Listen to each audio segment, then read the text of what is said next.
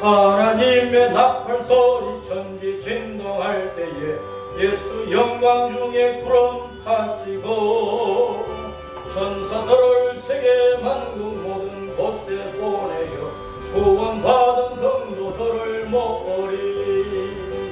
나팔 불 때 나의 이름, 나팔 불 때 나의 이름, 나팔 불 때 나의 이름, 부를 때에 잔치 참여하겠네. 모든 속에 잠자는 자 그때 다시 일어나 영화로운 부활 승리 얻으리. 주가 택한 모든 성도 구름 타고 올라가 공중에서 주의 얼굴 배우리. 나팔 불 때 나의 이름, 나팔 불 때 나의 이름, 나팔 불 때 나의 이름, 부를 때에 잔치 참여하겠네. 주님 다시 오실 날을 우리 알 수 없으니 항상 기도하고 깨어 있어서 기쁨으로 보좌 앞에 우리 나가서도록 그때까지 참고 기다리겠네. 나팔 불 때 나의 이름, 나팔 불 때 나의 이름, 나팔 불 때 나의 이름, 부를 때에 잔치 참여하겠네. 아멘.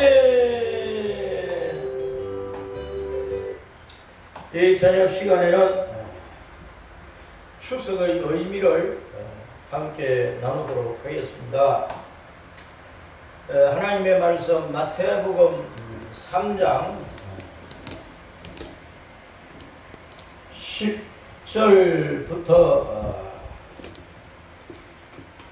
12절까지 말씀인데 이 말씀을 함께 읽도록 하겠습니다.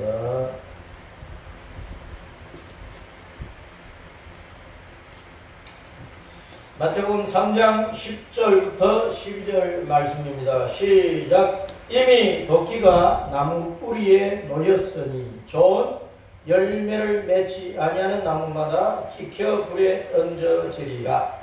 나는 너희로 회개하게 하기 위하여 물로 세례를 베풀거니와 내 뒤에 오시는 분은 나보다 능력이 많으시니 나는 그의 신을 들기도 감당하지 못하겠노라. 그는 성령과 불로 너희에게 세례를 베푸실 것이요 손에 키를 들고 자기의 타작마당을 정하게 깨끗하게 하사 알곡은 모아 곳간에 들이고 죽정이는 꺼지지 않는 불에 태우시리라. 자, 세례자 요한이 광야에서 말씀을 선포했습니다. 그러면서 자기 뒤에 오실 예수님을 소개를 하는데 세례자 요한 자신은 자기 앞에 말씀을 들으러 나오는 사람들이 회개하고 요단강에서 강물로 세례를 받았지만 자기 뒤에 오시는 예수님은 불과 성령으로 세례를 주시는 분이다 그랬어요. 불과 성령으로 세례를 주시는 분이다. 성령과 불로 세례를 베풀어서 그리고 또 무슨 일을 하시느냐. 손에 키를 들고 까부른다. 추수한 곡식을 키에 담아가지고 손으로 까불어서 죽정이는 밖으로 나가고 알곡은 안으로 모아지는데 그 알곡은 모아서 가만히 담아서 창고에 들이고 밖으로 밀려나간 죽정이는 모아서 불에 던져서 태워버린다. 그것도 꺼지지 않는 불에 던져서 태워버린다. 그래서 예수님께서 이 땅에 오셔서 십자가를 지시고 부활하여 생명의 구주이신 것을 증거하여 보이시고 성찬하여 오순절에 성령님을 보내어 주셔서 성령을 받는 사람들이 불과 성령으로 이제 세례를 받았어요. 불과 능력을 받고 용기를 얻고 담대함을 얻어서 사거리 길에 나가서 담대하게 목숨 걸어놓고 예수님을 전하고 복음을 전하는 일을 부지런히 했다. 이제 온 세계에 복음을 전하는 일을 마치고 나면은 주님께서 곡식들을 추수하여 키로 까불어 가지고 알곡은 모아서 곳간에 드리고 죽정이는 끄지 않는 불에 태우듯이 알곡 성도를 모아 천국으로 이끌어 들이시고 예수님의 영생에 생명이 없는 죽정이 된 사람들을 꺼지지 않는 불, 지옥의 심판을 받게 된다는 것을 증거를 했습니다. 자, 추석이라고 하는 명절을 우리가 조상대대로 지키고 있는데 추석이란 명절의 의미를 우리는 성경적으로 잘 이해를 해야 됩니다. 가을에 농사를 거두어서 오곡백과 풍성한 열매를 거두어서 창고에 가마니마다 가득가득 쌓아놓고 추운 겨울이 와도 굶어 죽을까 염려가 없이 집집마다 넉넉한 양식을 쌓게 되면 누구나 마음이 푸근해지고 염려, 걱정이 없고 그 추수한 기쁨을 누리게 되지요. 그래서 가을에 추수를 하고 낮에 열심히 추수한 다음에 저녁이 되면은 집안 사람들 또 동네 사람들 막 모여가지고 술과 떡과 밥과 고기와 춤과 노래로 잔치를 하는 것입니다. 그것이 우리 조상 대대로 우리가 오늘날까지 지키고 있는 추석 명절인데 추석은 가을 축자에 저녁 석자를 씁니다. 순수한 우리말로 한가위, 한가배라는 말을 쓰기도 하는데 추석이라고 하는 것은 가을 추수를 끝내고 그 기쁨을 저녁마다 모여서 잔치를 한다 그런 것이에요. 그러면은 성경과 연결시키면은 우리 예수님께서 이 다음에 다시 오셔서 세상을 심판을 하시게 되는데 이 땅에 있는 모든 사람들을 심판을 하십니다. 아담 이후로 세상 끝날 때까지 죽었던 사람이나 살았던 사람이나 다 심판을 하게 되는 것인데 영생의 열매를 맺은 성도는 천국으로 가는 복을 받고 예수님을 믿지 않고 배척하고 복음을 짓밟고 듣기를 거부하고 육신의 욕망을 따라서 세상 것만 바라보고 땅에서 나는 것만 바라보고 한평생을 살았던 모든 사람들은 생명이 없는 헬이 없는 열매와 같아서 그것은 곧 겉은 곡식 모양이지만 속에 알맹이가 없으니까 죽정이라고. 죽정이. 그 죽정이는 꺼지지 않는 불에 던져 태운다. 곧 꺼지지 않는 유황불못 지옥의 심판을 피할 수 없다는 것을 말씀을 했습니다. 이것을 특별히 타작마당에서 타작을 하게 되는 것인데 우리가 어릴 때는 동네마다 타작마당이 있었어요.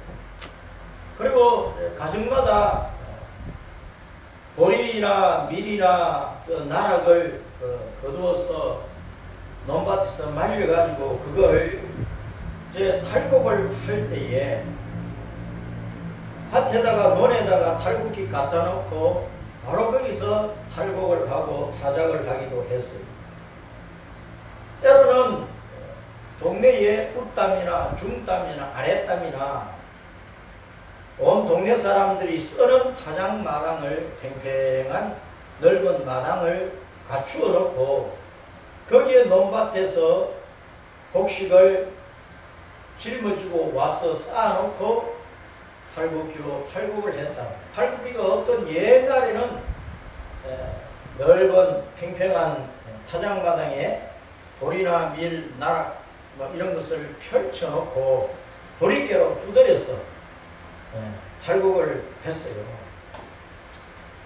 우리가 어릴 때는 그런 것을 다 경험을 했는데 요즘 뭐 아이들은 농촌에서 그런 것 참 보기도 힘들고 트랙터가 지나가면서 바로 탈곡을 해버리니까 옛날의 모습은 없지요. 더더구나 이제 도시에 사는 아이들은 이 뭐 우리가 늘 먹는 쌀이라고 하는 것이 도대체 어떻게 만들어지는 것인지 그 자체를 잘 몰라요. 모내기 할 때 뭐가 어떻게 생겼는지 압니까? 보리가 어떻게 생겼는지, 밀이 어떻게 생겼는지, 벼가 어떻게 생겨가지고 열매를 어떻게 맺어서 거두어서 탈곡을 해서 방아를 찧어서 아침, 점심, 저녁에 때마다 쌀밥을 먹게 되는지 그 과정들을 잘 이해를 못할 것임에 틀림이 없습니다. 근데 우리는 어린 시절에 이런 것들을 다 경험했기 때문에 성경은 옛날의 문화 속에서 기록된 말씀이기 때문에 우리 같은 사람은 이해하기가 참 쉽지요. 자, 타작을 할 때 타작 마당에서 타작을 하는 것입니다. 거두어들인 곡식을 그냥 그대로 가만히 담는 것이 아니고 알곡과 죽정이를 갈라내요. 그래서 알곡은 모아서 창고에 들이는 것이고 죽정이는 모아서 불에 넣어서 태우든지 소 마구간에 넣어서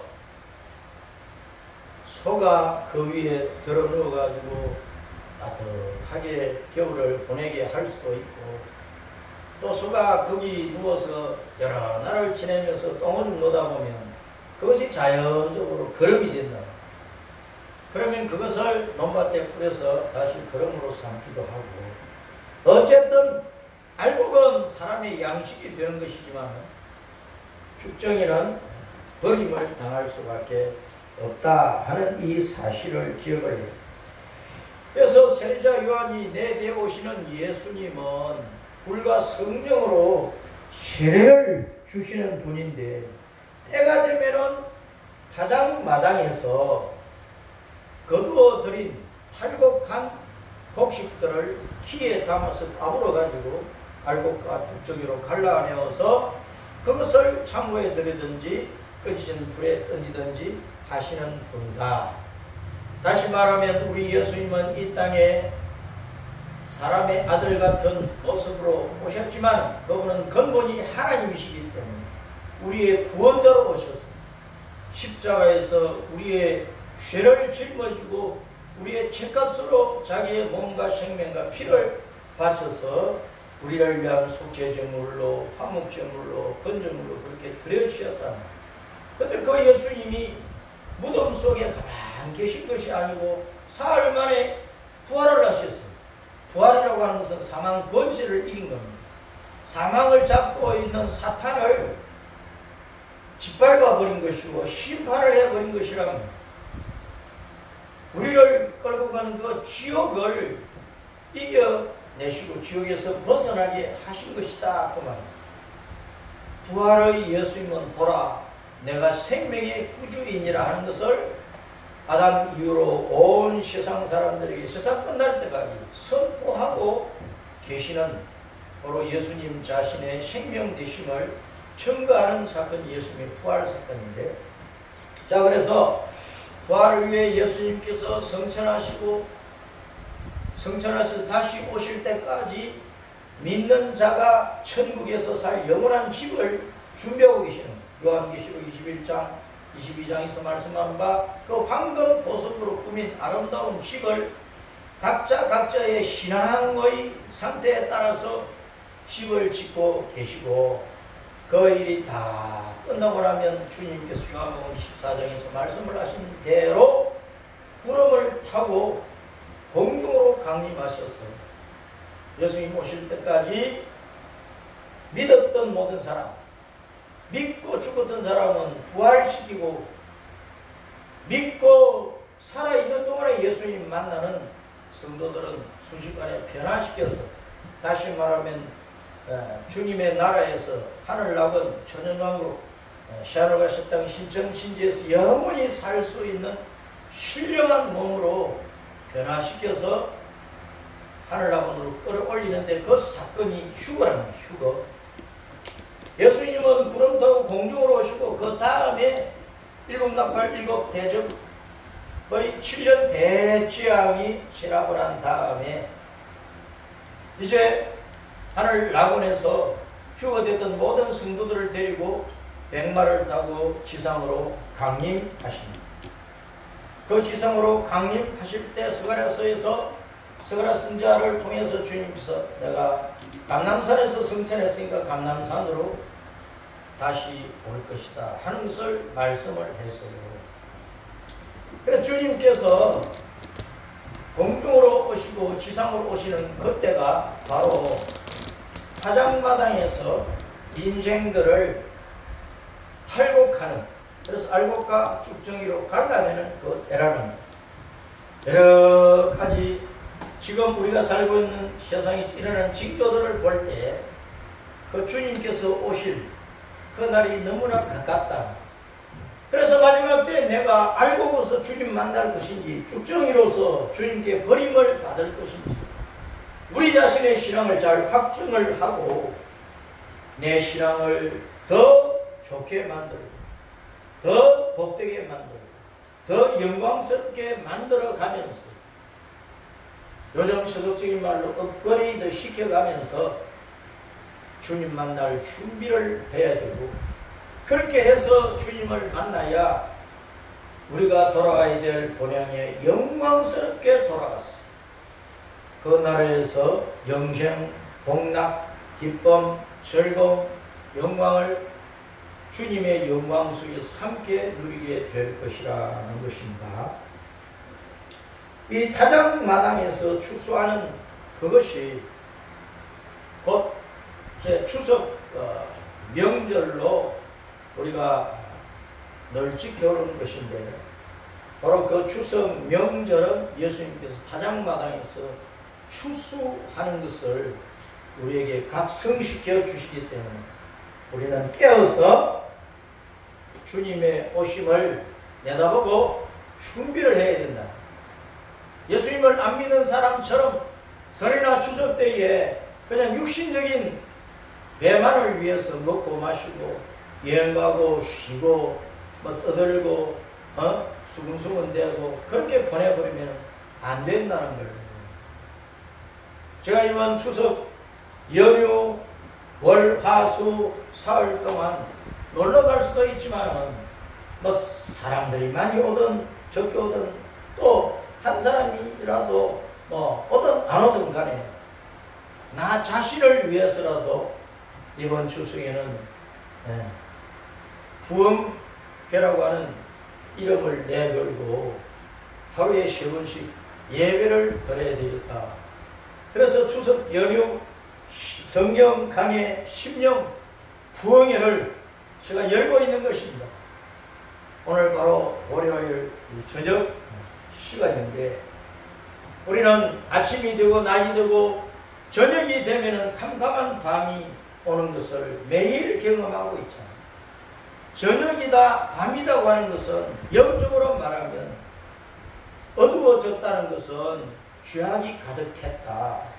이제 세상의 끝날이 가까웠다는 것을 성경적으로 우리에게 교훈을 해주는 것입니다. 그러므로 우리는 우리가 살고 있는 이 시대가 어느 시점인지 어디쯤 왔는지 그것을 잘 분별하고 주님께서 깨어있으라고 하신 말씀을 명심하고 깨어서 주님 만나기를 부지런히 준비하는 그런 성도가 되어야 되겠다는 것입니다.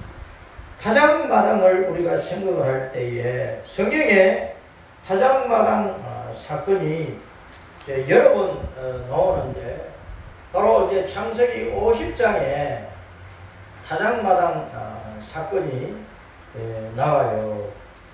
자, 이스라엘 백성들이 요셉이 미리 애굽에 내려가서 총리가 되어서 준비하고 있다가 가나안 땅에 가뭄으로 굶주려 죽을 판이 되었을 때에 가나안 땅에 있던 자기 가족들을 애굽으로 초청을 해서, 그래서 야곱 이스라엘의 가족들이 70명이 애굽으로 이주하여 고센 땅에서 지내게 되었는데, 그 세월이 400년이 지나간 세월이었습니다.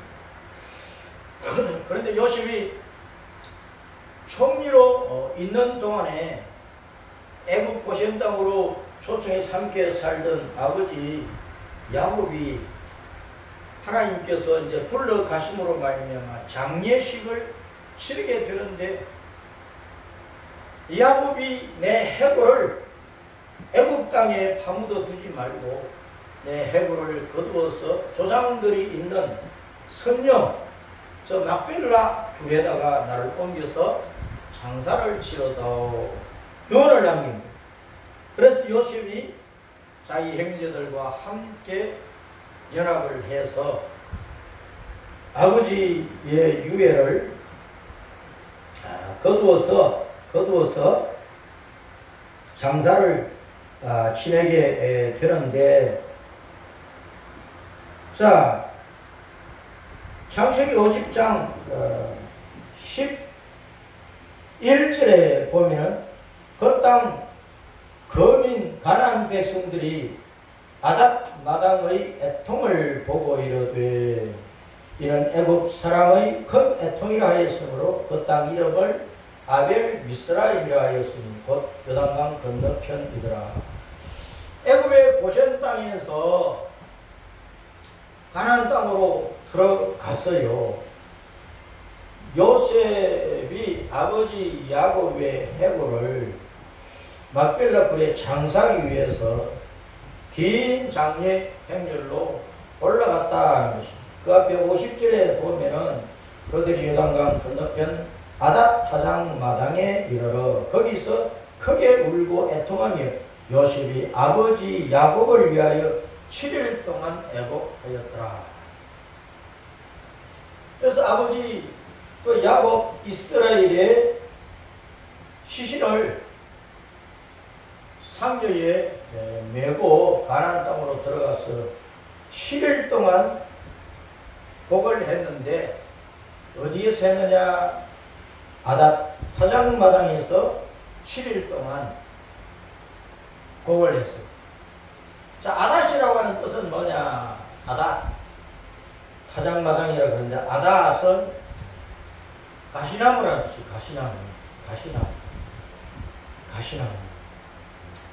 가시나무는 사람에게 별로 유익이 없어요. 가시덩굴이 크고 그것이 사람이 뭐 논밭을 만들고 뭐 가축을 치고 사람이 사는데 방해가 되면 가시나무 숲은 불질러서 태워버려야 되는 거예요. 가시는 사람을 찔러서 고통스럽게 만들고, 가시밭은 또 바로 논밭이 못 되기 때문에 가시떨기를 다 뽑아서 뿌리채 뽑아서 돌까지 뽑아서 잘 정리를 해야 논이 되든 밭이 되든 한다는 말이에요. 하와와 아담이 에덴 동산에 살다가 범죄해서 에덴 동산에서 에덴성 밖으로 쫓겨났을 때 땅도 저주를 받았어요. 그 땅에는 가시와 은근키가 무성하게 나게 되었더라 그랬습니다. 그래서 가시라고 하는 것은 사람의 삶을 힘들게 만들고 사람에게 고통을 주는 것입니다. 야곱 이스라엘이 한평생 험악한 생활을 했어요.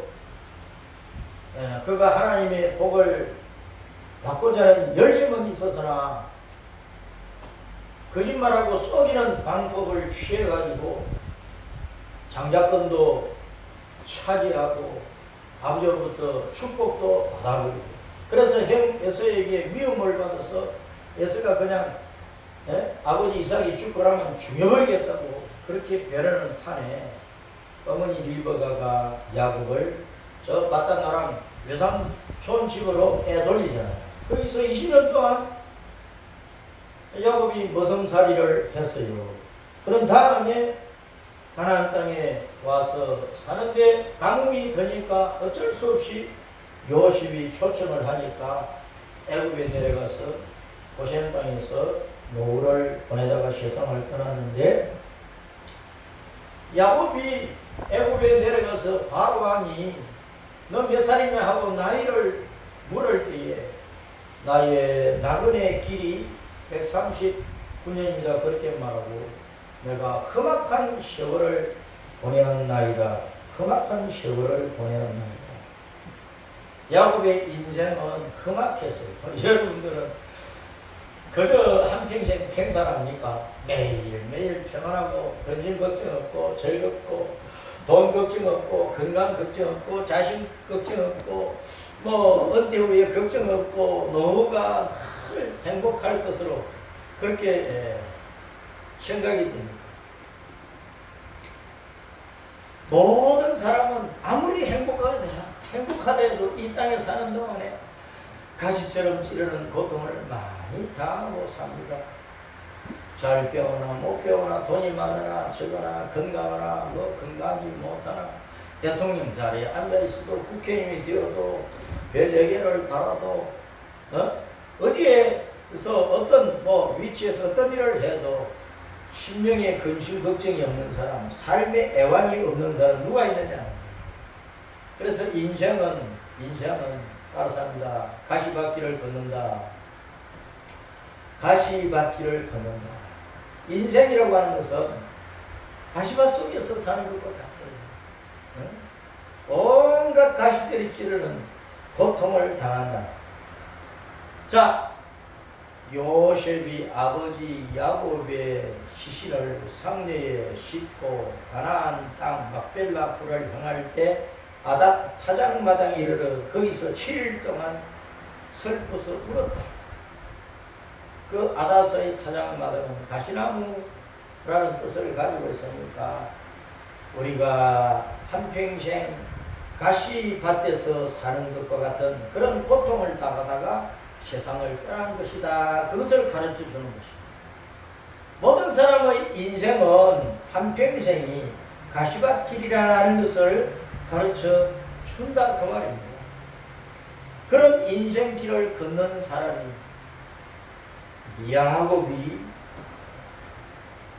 애굽 땅에 묻혀서 거기서 영원히 썩어버리는 것을 원하지 않고 조상들이 묻혀있는 막벨라 굴에 안장되기를 원했다고 하는 것은 조상들과 같은 여호와 하나님을 믿는 믿음이 있었기 때문이고, 그 믿음 안에서 육신은 막벨라 굴로 들어가지만은 그 영혼은 하나님 나라로 돌아간다는 그 고귀한 신앙을 가졌기 때문이다.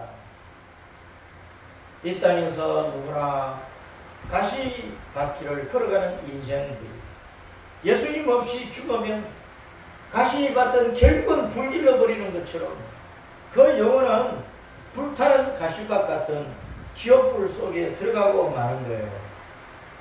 그러나 가시밭길 인생을 그렇다 할지라도 그 가슴 속에 예수님의 십자가가 세워져 있고 예수님을 자신의 구원과 생명의 주님으로 천국 가는 길로 믿고 따르고 죽기를 가고 일사각오로 예수님을 따라가다가 육신의 생을 끝마친 사람은 비록 가시밭길 같은 일생을 지나왔을지라도 그 영혼은 가시밭 불이 없는 영생복락의 생명의 즐거움, 영원한 행복이 충만한 천국 집으로 돌아간다. 할렐루야! 아멘. 이 은총을 야곱이 받았다는 것을 증거하고 있는 것입니다. 그 다음에 구약성경 사무엘하 6장에 가면 또 타작마당이 나와요. 타작마당이 나오는데 여기서는 이제 다윗이 왕이 되가 제일 먼저 한 일이 엘리 제사장 때 블레셋 군대와 사울 군대가 싸움을 하다가 사울 군대가 하나님의 언약궤를 전쟁터에 모시고 가면 하나님이 함께 승리를 주실 것이다. 이런 마음을 가지고 언약궤를 군대 안에 가지고 가는 거예요. 그리고 블레셋 사람들은 자기들이 믿는 신의 우상을 수리에 싣고 블레셋 군대 가운데 두고 전쟁을 한 거예요. 옛날 전쟁은 자기들이 믿는 신의 이름으로 전쟁을 했기 때문에 옛날의 전쟁은 신들의 전쟁이라고 할 수가 있습니다. 그래서 블레셋 군대와 사울왕 군대의 싸움은 블레셋 사람들이 믿는 신들과 사울 이스라엘 백성들이 믿는 여호와 하나님과의 전쟁이었어요. 그런데 왜 사울의 군대가 블레셋 군대에게 져가지고 언약궤를 빼앗겼느냐 하면 사울은 여호와 하나님을 신실하게 믿고 의지하는 믿음의 사람이 아니었기 때문에 그냥 이방 사람들처럼 우상을 군대 안에 두고 싸우면은 우상이 도와서 승리할 것이다 하는 이런 미신처럼 언약궤를 가지고 간 거랍니다. 그것은 참된 신앙이 아니었고 우상 숭배 이방인들의 신앙과 같은 마음 심포로 언약궤를 가지고 왔어요. 그래서 하나님께서 사울 군대가 패배하게 만들고 언약궤가 블레셋 사람들에게 빼앗기게 만들었는데 다윗이 왕이 되고 난 다음에 제일 먼저 한 일이 그 빼앗겼던 언약궤를 되찾아오는 일을 하게 된 것입니다. 그래서 언약궤가 이방인 그 아비나답의 집에 있었는데 그 아비나답의 아들 둘이가 있는데 그 아비나답의 아들 두 사람이 하나님의 언약궤를 수레에 싣고 소가 끄는 수레에 싣고 나오게 되었어요. 이 아비나답의 아들 여기 사무엘하 6장 3절에 보면은 우사와 아효가 있어요. 두 아들이 수레에 언약궤를 싣고 나오는 것입니다. 다윗은 이 언약궤를 다윗이 예루살렘에 만들어 놓은 이제 성막에다가 안치하려고 한 것이라. 그런데 수레에 싣고 나올 때에 어느 정도 가다가 길이 울퉁불퉁하고 뭐 돌이 수레에 걸렸는지 소들이 벙벙 뛰어버린 거예요. 소들이 벙벙 뛰어버리니까 수레가 요동을 칠 것 아닙니까? 그래서 수레에 실었던 언약궤 궤짝이 막 떨어지려고 하는 거예요. 그때 우사가 급한 마음에 언약궤를 붙들어 버렸어요. 떨어지지 않도록. 그런데 하나님께서 진노하셔서 우사를 죽여버리신 것입니다. 여러분 이상하지 않습니까? 아니 수레에 실었던 언약궤가 소들이 벌쩍벌쩍 뛰므로 떨어지려고 하니까 떨어지지 않도록 언약궤를 붙들었으면 하나님이 야 너 잘했다 하고 칭찬을 해 주셔야 될 것 같은데 하나님은 진노하셔서 우사가 적사하도록 만들어버립니다. 왜 그랬어요? 이것은 엄청난 하나님을 진노케 하는 일이었기 때문에 하나님께서 진노해서 성을 내셔서 분을 내셔서 죽으신 거라 그러잖아요. 왜냐하면 앞에 사무엘하 이제 5장에서도 나왔지만 이방인들은 그들의 신이 우상신이거든요. 우상신은 옮길 때에 사람을 어깨에 멜 수가 없어. 하도 무거우니까. 엄청나게 크니까. 여러분 절에 가면은 그 상이 불상이 얼마나 큰 것들이 많아요. 돌, 불상, 철 불상, 청동 불상, 이런 것들이 엄청나게 커가지고 그 사람이 몇 사람 어깨에 멜 수가 없어요. 그런 것들은 이제 수레에 싣고 옮길 수밖에 없는 거예요. 언약궤는 크지를 않아요. 그래서 하나님께서 율법에서 언약궤를 옮길 때는 제사장들이, 레위 지파 제사장들이 언약궤 양쪽으로 채를 만들어서 앞에 두 사람, 뒤에 두 사람, 제사장 네 사람이 어깨에 메고 옮길 수 있도록 법을 그렇게 주었단 말이에요. 근데 아비나답의 집에서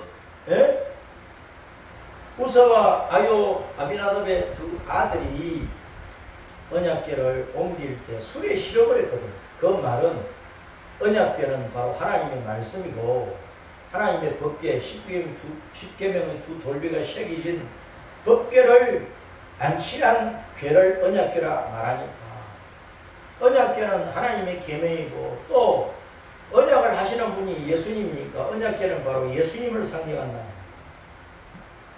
예수님은 곧 하나님이시니까 여호와니까 우사가 언약궤를 붙들었다 그 말은 수레에 싣고 옮겼다 그 말은 여호와 하나님을 우상 취급을 했다 그 뜻입니다. 여호와 하나님을 우상 취급을 했다. 이방인들 성경은 우상처럼 수레에 싣고 돈 다녔으니까 여호와 하나님이 우상입니까? 우상은 아무리 커도 금으로 만들었던 철로 만들었던 구리로 만들었던 은으로 만들었던 나무로 만들었던 요즘 같으면 플라스틱으로 만들었던 무엇으로 만들었던 우상이라고 하는 것은 아무 생명이 없잖아요. 눈이 있어도 보기를 합니까? 귀가 있어도 듣기를 합니까? 코가 있다고 냄새를 맡고 입이 있다고 말을 하고 손이 있다고 와서 붙들어주고 발이 있다고 달려와서 도와주고 그게 아니잖아요. 우상은 그냥 어떤 재료를 가지고 사람이 만든 공예품이야 공예품. 그것을 내 하나님 하고 모시고 다니면 진짜 하나님이 얼마나 기분 나쁠까요? 그래서 언약궤를 수레에 실었다고 하는 것은 여호와 하나님을 우상 취급을 한 것이라. 그래 하나님께서 얼마나 분노하시겠어요. 그리고 언약궤가 떨어지려고 했으면 소가 벙벙 뛰어가지고 언약궤가 수레에서 떨어질 것 같으니까 아니 언약궤를 손대는 것이 아니고 소를 붙들어야지. 소를 펄쩍펄쩍 뛰는 소를 붙잡으면 수레가 안 뛰잖아요. 그러면 언약궤가 땅으로 떨어질 이유가 없지. 소를 붙들어야지. 근데 우사가 손으로 언약궤를 붙들었다. 그 말은 믿음 없는 자가, 죄를 용서받지 못한 자가, 하나님께서 보실 때 불의한 자가, 깨끗하지 못한 자가 거룩하신 하나님을 손댄 거란 말이에요. 이사야 59장에서도 말씀한 바와 같이 하나님과 우리 사이에 죄악이 가로막고 있기 때문에 하나님의 은혜가 우리에게 부어질 수가 없다고 말씀합니다. 하나님과 우리 사이를 갈라놓은 것은 죄악의 담이 있다. 그 죄악을 끊어내고 씻고 예수님 십자가 피로 깨끗하게 죄 용서를 받아 정하게 되고 깨끗하게 되고 씻음 받아야 의로운 자가 되어야 비로소 예수님을 만질 수 있고 만날 수 있는 것이라고. 그래서 이 아비나답의 집에서 우사와 아효가 언약궤를 수레에 싣고 나오다가 그들이 하나님의 말씀의 법도를 벗어나서 하는 일 때문에 하나님께서 우사를 죽이시고 그것을 이제 베레스 우사라고 불렀고 그 다음에 이제 다윗이 하나님의 언약궤를 당장 모시고 가는 것이 너무 두려워가지고 가드 사람 오벳 에돔의 집에 잠시 보관을 하도록 한 거예요. 석 달 동안 오벳 에돔의 집에 있었어요. 가드는 블레셋 땅의 성읍 가운데 하나인 것이. 그 가드는 술털이라는 뜻인데 포도주 털, 술털이라는 뜻이고 오벳 에돔은 에서의 별명이고 뿔다는 뜻이거든요. 그 오벳은 이제 종이라는 뜻이고 섬기는 자, 경배하는 자, 섬기는 자. 그러니까 뿔검을 섬기는 자, 뿔검은 요한계시록 보면 사탄이라면 사탄, 붉은 사상, 발갱이 사상, 공산주의 사상, 좌파 사상. 오벳에돔은 사탄의 종이라는 뜻이야. 그 술이라고 하는 물이라고 하는 세상의 사상이고 잘못된 사상이거든. 자, 그런데 술 취하여 있고 사탄의 종노릇하는 오벳에돔의 집이 그 가족들이 석 달 동안 언약궤를 모심으로 말미암아 복을 받았어요. 이것도 어떻게 된 거예요? 자, 이것은 영적으로 우리가 봐야 됩니다. 이 세상 모든 사람들이 술 취해 있잖아. 세상에 이런저런 이념주의, 사상, 철학, 지식, 온갖 문화, 간섭, 전통, 온갖 유행 풍조로 사람들이 거기에 취하여 있는, 술 취해 있다. 모든 사람들이 육신의 욕망, 더러운 욕심에 취해 있는 거예요. 마약에 취해 있고, 술에 취해 있고, 도박에 취해 있고, 섹스에 취해 있고, 온갖 악한 것들이 취해서 살아가요. 그렇게 살면은 결국은 뿔검의 종이라, 사탄의 종이라, 마귀의 자식이라, 죄악의 씨라 말이에요. 세상 모든 사람들 그렇게 살아가는데, 그렇게 살아가는 사람 가운데 어느 순간인가 언약궤를 받아들여 버렸네. 언약궤를 자기 집안에 모셨네. 언약궤를 집안에 모셨다. 그 말은 영적으로 말하면 자기 마음속에 심령 안에 예수님을 모신 것과 같단 말이에요. 그래서 술들이라고 하는 그 가드 도시에 오벳에돔이라는 사람이 언약궤를 모셨더니 석 달 동안 모셨는데 복을 받았다. 그 말은 이 세상의 악한 사상에 취하여 사는 사람이 어느 날인가 복음을 듣고 다윗이 얘기했잖아요. 이 하나님의 언약궤를 너희 좀 너희 집에 잠시 두어야 되겠다. 내가 바로 모시고 갈 수 없다. 너희 집에 좀 모시도록 해라. 그게 복음 전하는 것과 마찬가지죠. 언약궤를 모시라. 그 말이 복음이라. 예수님 믿으라고 하는 복음이란 말이에요. 오벳은 그걸 받아들였어. 다윗이 다른 사람에게 얘기할 수도 있었어요. 오벳에돔이 거절하면은 그 이웃 사람에게 또 얘기할 수가 있는 거죠. 그런데 오벳에돔이 예 하고 받아들인 거예요. 이 땅에 80억의 사람이 살고 있는데 언약궤를 받아들이세요. 당신의 마음속에 영생을 약속하시는 요한복음 3장 16절 말씀대로 영생을 약속하시는 예수님을 받아들이세요 라고 할 때 예 하고 받아들이면 그 사람이 구원을 받는 거예요. 이 세상의 술에 취해서 사탄의 종으로 살던 사람이 복음 안에 들어와서 예수님의 종이 되고 하나님의 자녀가 되고 복음의 일꾼이 되고 신실한 시자가 되고 천국 시민이 되어서 십자가 믿음의 길을 걸어서 천국으로 도망할 것이라고 하는 것입니다.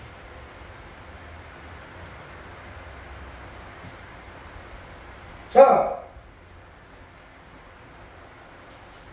이 사무엘하 6장에서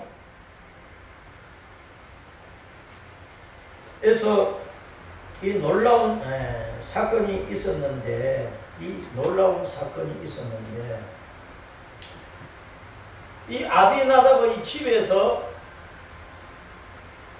우사와 아효가 언약궤를 수레에 싣고 나올 때 소들이 어디에서 뛰었느냐? 어디에서 뛰었다 그랬죠? 어디에서 뛰었어요? 따랐습니다. 나곤의 타작마당. 나곤의 타작마당에 와서 소들이 뛰어버린 거예요. 이 나곤이라고 하는 말은 뜻이 뭐냐면 똑바르다, 올바르다 그런 뜻입니다. 그런데 이 나곤의 타작마당을 역대상 13장 9절에서는 기돈의 타작마당이라고 그랬어요. 기돈의 타작마당. 요 6장 6절에 그들이 나곤의 타작마당에 이르러서는 소들이 띠므로 웃사가 손을 들어 하나님의 궤를 붙들었다. 이 나곤의 타작마당, 나곤은 똑바르다, 올바르다 그런 뜻이에요. 다른 이름으로 또 기돈이라고 그랬는데 옛날에 우리가 어릴 때에 집에서 부르는 이름이 있고 또 호적상 학교에서 부르는 이름이 있고 이름을 막 2개, 3개 가진 아이들이 있었어요. 그렇잖아요. 그래서 이 나곤도 다른 이름은 저 기돈인데 기돈은 뜻이 뭐냐면 투창, 던지는 창, 투창, 파괴, 멸망 그런 뜻이에요.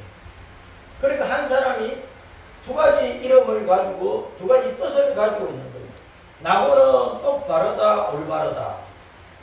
기도는 투창을 던져서 파괴한다, 멸망시킨다, 죽인다 그런 뜻입니다. 이것이 타작마당에서 있었던 일이라. 자, 타작마당에서 추수를 하고 탈곡을 해서 올바른 것은 똑바른 것, 알곡은 모아서 창고에 들이는 것입니다. 투창을 던져서 파괴하고 멸망하는 것처럼 쭉정이는 씨가 없으니까 생명이 없으니까 알맹이가 없으니까 이것은 불 속에 던져서 태워버릴 수밖에 없습니다. 그래서 나곤의 타작마당, 기돈의 타작마당은 주님께서 알곡과 쭉정이를 갈라내신다는 이 영적인 뜻을 우리에게 깨우쳐 주는 것이다 하는 것을 우리가 분명히 기억을 해야 되겠습니다. 그 다음에 사무엘하 24장에 보면은 또 다른 타작 마당이 나와요.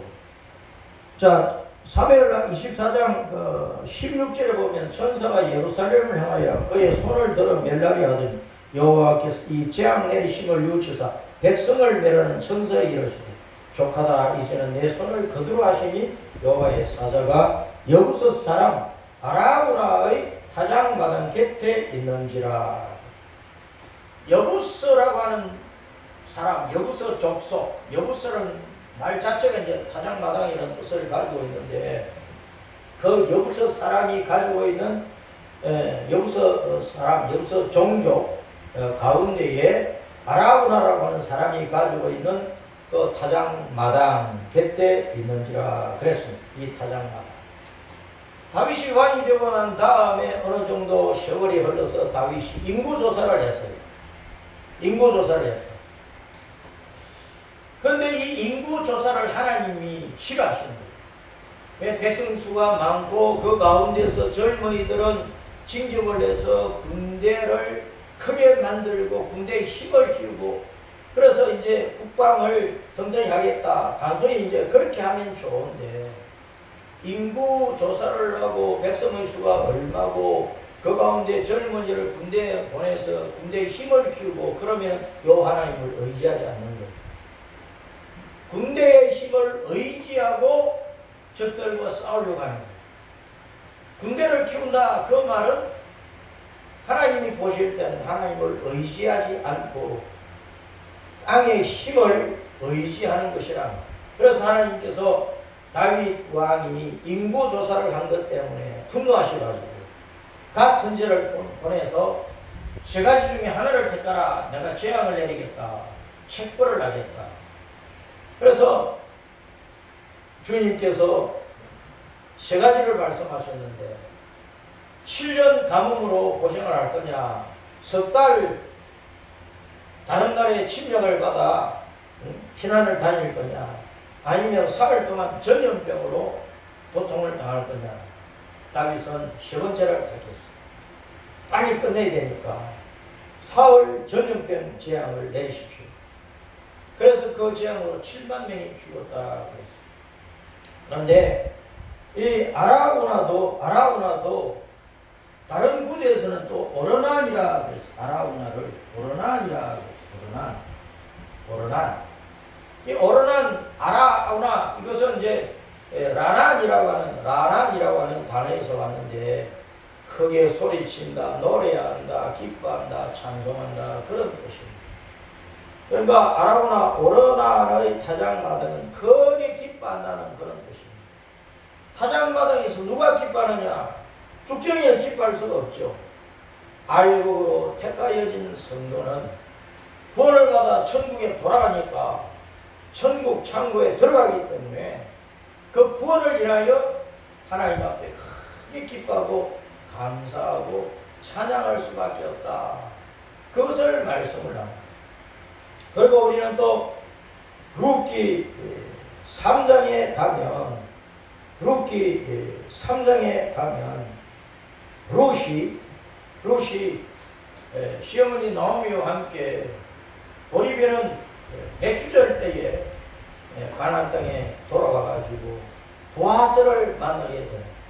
그래서 보아스를 만나서 새로운 남편을 얻고 거기에서 이제 오벳이라는 아들을 낳아서 이제 유다 지파의 대를 이어가면서 결국은 예수님의 그 혈통적인 조상의 반열에 서게 되었는데, 룻은 친구를 뜻하는 단어고 보아스는 그에게 능력이 있다, 민첩하다, 재빠르다, 그런 뜻을 가지고 있습니다.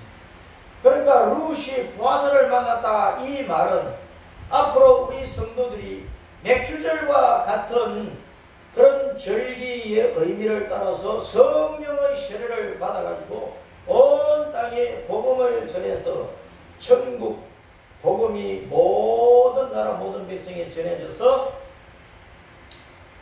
그 가운데서 구원받아야 될 사람들이 다 구원을 받고 나면은 주님께서 이제 공중으로 강림하셔가지고 휴거를 시키는 때가 되는데, 바로 룻이 보아스를 만나는 것은 온 땅에 복음이 전파되는 것이 맞춰져서 구원받은 성도들이 예수님의 참 친구가 되고 신부가 되어서 예수님을 신랑으로 맞이하게 되는 그 휴거의 때를 보게 하는 것이 룻기의 말씀입니다.